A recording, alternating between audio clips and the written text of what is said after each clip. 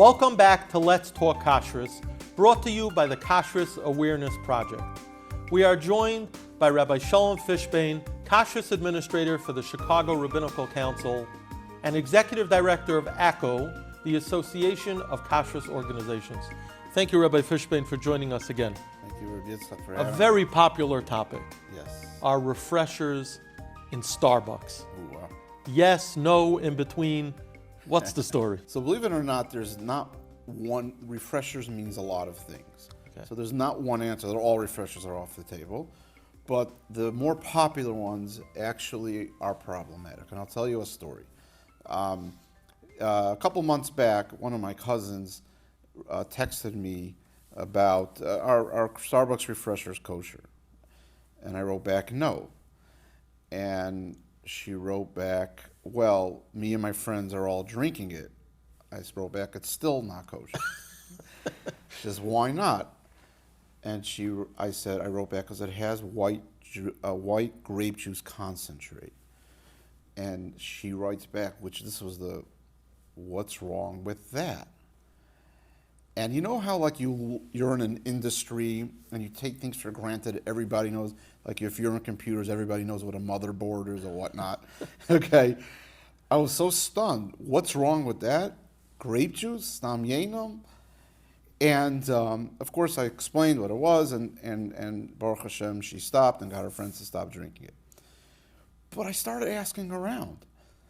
And so many of our Beis Yaakov girls and our yeshiva graduates didn't know that grape juice is a highly sensitive kashrus ingredient used widely in many products, including products that are trying to lower, let's say, sugar levels, and in cookies and whatnot. They'll throw it in there because it gives it the sweetness, but it's not.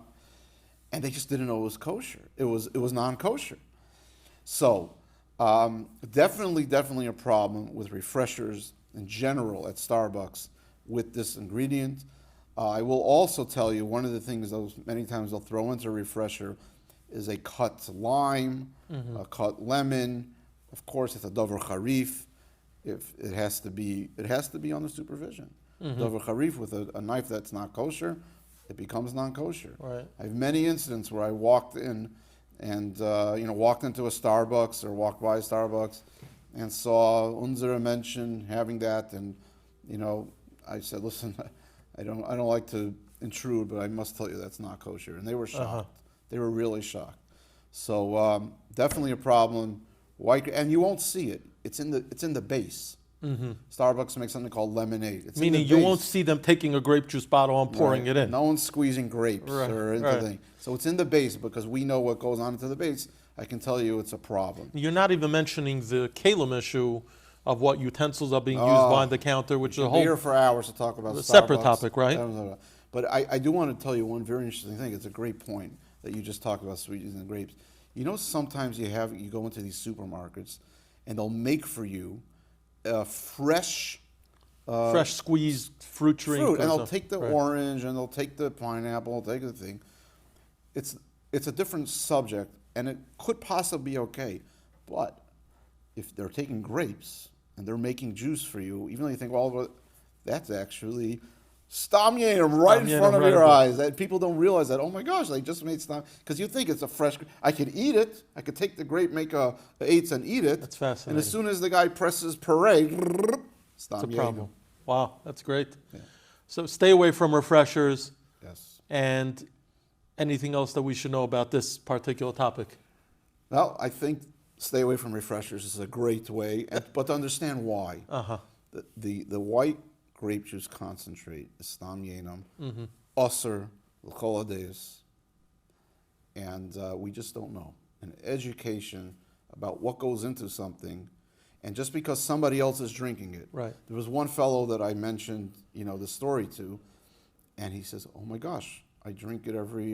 My wife brings it home all the time for us." And he asked his wife, and he says, "I don't know. All my friends have been drinking it."